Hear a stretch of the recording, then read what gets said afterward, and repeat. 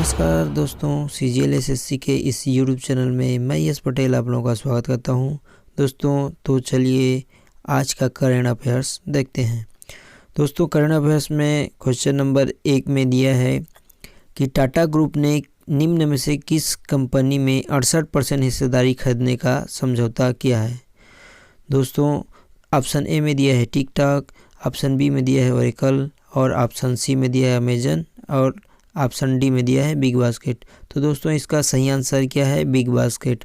Big basket जो है दोस्तों किराना सामान को ऑनलाइन सेल करता है और टाटा ग्रुप ने इसे 68% हिस्सेदारी खरीदने का समझौता किया है।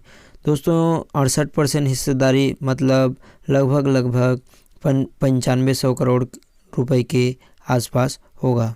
तो चलिए बढ़ते हैं अगले क्वेश्चन की ओर। अगले क्वेश्चन में दिया है दोस्तों, दक्षिण अफ्रीका के किस खिलाड़ी ने टेस्ट क्रिकेट से संन्यास लेने की घोषणा कर दी है। तो दोस्तों इसका आंसर जो है दोस्तों सी हो जाएगा। सी में दिया है दोस्तों फाफ डुप्लेसिस।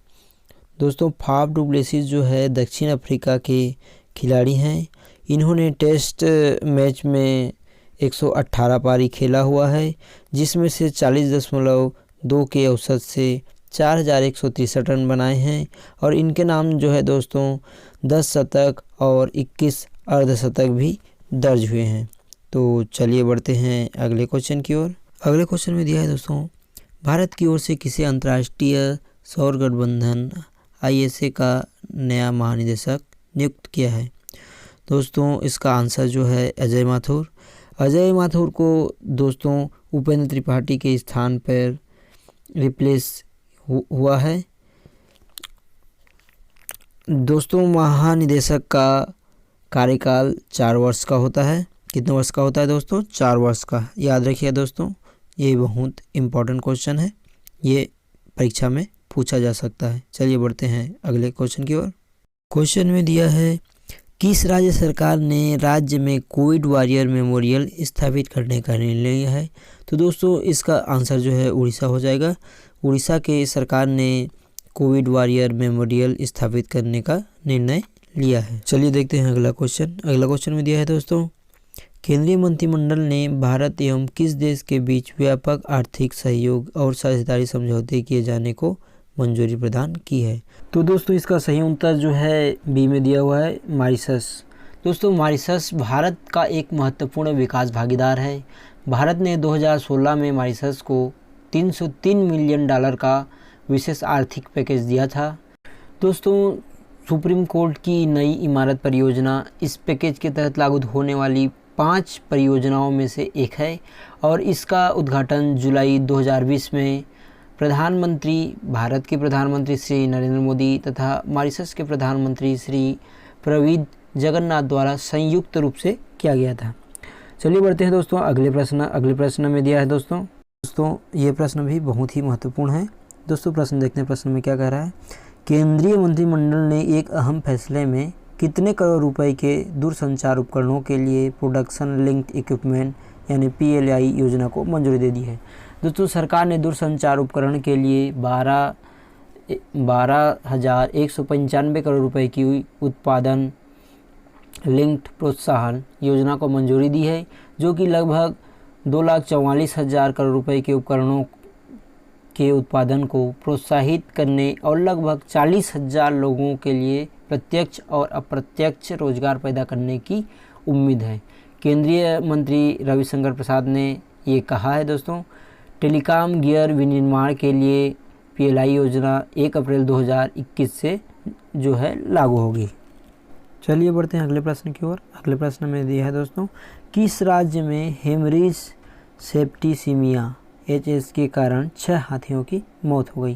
दोस्तों इसका जो सही आंसर जो है उड़ीसा है और दोस्तों उड़ीसा प्रदेश के कालाहांडी जिले के अंतर्गत मौजूद कर्लापट अभ्यारण्य में पिछले 12 दिनों में 4 हाथियों की मौत हो चुकी है। दोस्तों चारों हाथी जो है मादा हाथी हैं और इनमें से एक मादा हाथी जो है दोस्तों गर्भवती थी। ये जो क्वेश्चन है दोस्तों आगामी परीक्षा में पूछा जा सकता है। दोस्तों चलिए बढ़ते हैं अगले क्वेश्चन की ओर। अगले क्वेश्चन में दिया है दोस्तों, अंतर्राष्ट्रीय गैर सरकारी संगठन ट्रांसपेरेंसी इंटरनेशनल द्वारा जारी भ्रष्टाचार बोध सूचकांक में कितने स्थान पर आ गया है? तो दोस्तों इसका सही जो आंसर जो है 86 डी है। दोस्तों अंतर्राष्ट्रीय गैर सरकारी संगठन ट्रांसपेरेंसी इंटरनेशनल द्वारा जारी भ्रष्टाचार बोध सूचकांक CPI में भारत 6 पायदान खिसक कर 180 देशों में 86वें स्थान पर आ गया है। दोस्तों ट्रांसपेरेंसी इंटरनेशनल जो है दोस्तों एक अंतर्राष्ट्रीय गैर सरकारी संगठन है जिसकी स्थापना 1993 में जर्मनी में की गई थी। इसका प्राथमिक उद्देश्य नागरिक उपायों के माध्यम से वैश्विक भ्रष्टाचार का मुकाबला करना और भ्रष्टाचार के कारण उत्पन्न होने वाली आपराधिक गतिविधियों को रोकने हेतु कार्रवाई करना। इसके प्रकाशनों में वैश्विक भ्रष्टाचार बैरोमीटर और भ्रष्टाचार बोध सूचकांक शामिल है। चलिए बढ़ते हैं दोस्तों अगले प्रश्न की ओर।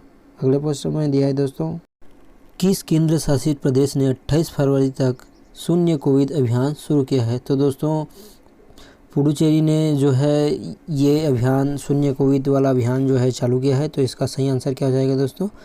डी पुडुचेरी।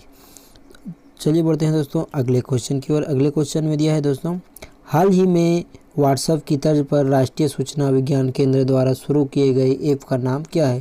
तो दोस्तों इस ऐप का नाम जो है संदेश, और यह ऐप व्हाट्सएप की तर्ज पर राष्ट्रीय सूचना विज्ञान केंद्र के द्वारा शुरू किया गया है। दोस्तों अगर हमारा वीडियो आपको पसंद आया हो तो वीडियो को लाइक कीजिए, चैनल को सब्सक्राइब कर लीजिए और बेल नोटिफिकेशन को ऑन कर लीजिए ताकि हमारी हर वीडियो आप तक पहुंचता रहे।